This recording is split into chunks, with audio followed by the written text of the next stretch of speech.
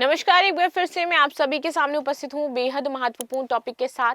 और आज हम बात कर लेते हैं यूपी में जो एसआईआर हमारा चल रहा है। इसी बीच 40 लाख नए मतदाता जोड़े गए हैं जिन्होंने हाल ही में 18 वर्ष अपनी उम्र क्रॉस करी है।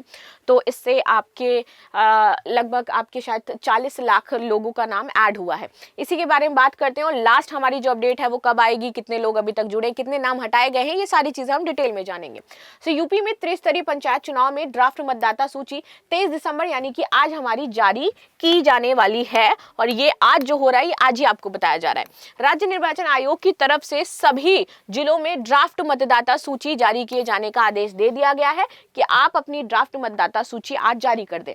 वृहद पुनरीक्षण अभियान के बाद मतदाता सूची का प्रकाशन किया जा रहा है।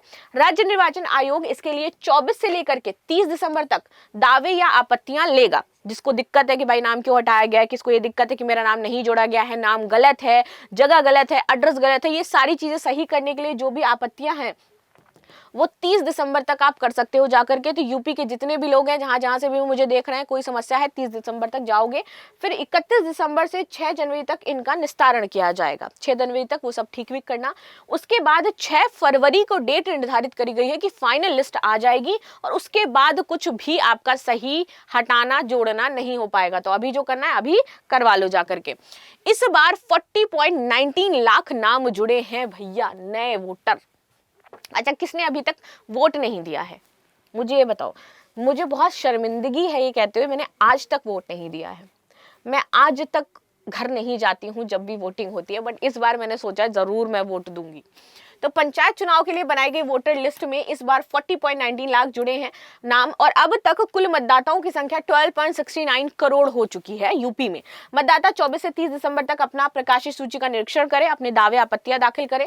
2026 में 18 साल की आयु पूरी कर चुके सभी मतदाताओं के दावे भी इसमें स्वीकार किए जाएंगे। अगर आपको लगता है कि आप भैया 2018 में आपकी एज होने वाली है तुरंत, तो आप जाइए और अपना नाम लिखवाइए जाकर के। उत्तर प्रदेश विधानसभा चुनाव के बारे में बात कर लेते हैं। तो भैया 2027 में होने हैं। 18वीं विधानसभा का जो कार्यकाल है मई 2027 में समाप्त होना है। इसी के कारण फरवरी मार्च 2027 में इनके होने की संभावना भी है। ये चुनाव 403 सीटों पर होना है और वर्तमान में योगी आदित्यनाथ भाजपा के नेतृत्व वाली सरकार के मुख्यमंत्री हो जाते हैं। ठीक है, चलो आगे आते हैं। तो कुल सीटें 403 है, जिसमें से +1 नामित आंग्ल भारतीय सदस्य, लेकिन कुल मुख्य रूप से हमारी 403 निर्वाचन वाली सीटें हो जाती हैं।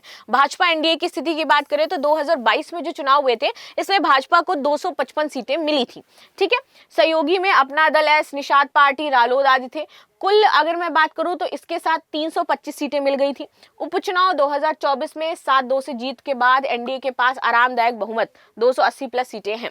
विपक्ष की बात करें, समाजवादी पार्टी, इनको 111 सीटें मिली थी। मुख्य विपक्षी दल यही है यूपी में और ज्यादा नहीं है। कांग्रेस बहुत कम और बसपा की तो कोई सीट ही नहीं आई थी। तो कुछ उपचुनाव में बदलाव किए हैं, लेकिन भाजपा सरकार अभी मजबूत स्थिति में है।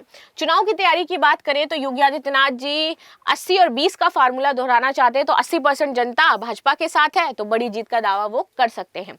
पार्टी मतदाता सूची निरीक्षण पर फोकस कर रही है। नए बूथ मजबूत होंगे और जातिगत समीकरण पर काम किया जाएगा। सामाजिक पार्टी तो अखिलेश यादव पीडे यानी कि पिछड़ा दलित अल्पसंख्यक फार्मूला पर जोर दे रहे हैं। उन्होंने 2027 को लोकतंत्र बचाने की लड़ाई बताया है, जीत का दावा किया है और टिकट केवल जीतने वाले उम्मीदवारों को देने की बात कही है। जीतोगे तो टिकट मिलेगी, हार गए तो फिर टिकट नहीं है। भाई मेरे को समझ ही नहीं आया, तो टिकट तो पहले देनी पड़ती है ना लड़ने के लिए। कांग्रेस तो इनका जो स्थिति है वो ये है कि हम अपना संगठन मजबूत कर रहे हैं। सभी 403 सीटों पर तैयारी का वो दावा कर रहे हैं। सपा गठबंधन की संभावना है कि सपा के साथ मिलकर काम करेंगे, लेकिन सीट बंटवारे पर चर्चा हो सकती है। अन्य में हमारी बसपा, एआईएमआईए, ये सारी हमारी शामिल हैं। मुख्य मुद्दों जिन पर ये पूरा चुनाव यूपी का रहने वाला है, तो विकास, 1 ट्रिलियन इकोनॉमी तो है ही, तो विकास, कानून व्यवस्था, बुलडोजर एक्शन होगा। बेरोजगारी, किसान मुद्दे, महंगाई पर बात होगी। जातिगत समीकरण, ओबीसी, दलित, मुस्लिम, ब्राह्मण, इन पर चर्चा होगी ही होगी, क्योंकि चुनाव होना है भाई। मतदाता सूची का पुनर्निरीक्षण, एसआईआर, इन सब पर बातचीत करी जाएगी और ये मुख्य मुद्दे रहने वाले हैं आपके चुनाव के। आप क्या चाहते हो, कौन सा मुद्दा ज्यादा हाईलाइट हो, मुझे बताओ। तो मिलते हैं नेक्स्ट क्लास में। Thank you so much and like share subscribe करना बिल्कुल भी ना भूलें। Again thanks.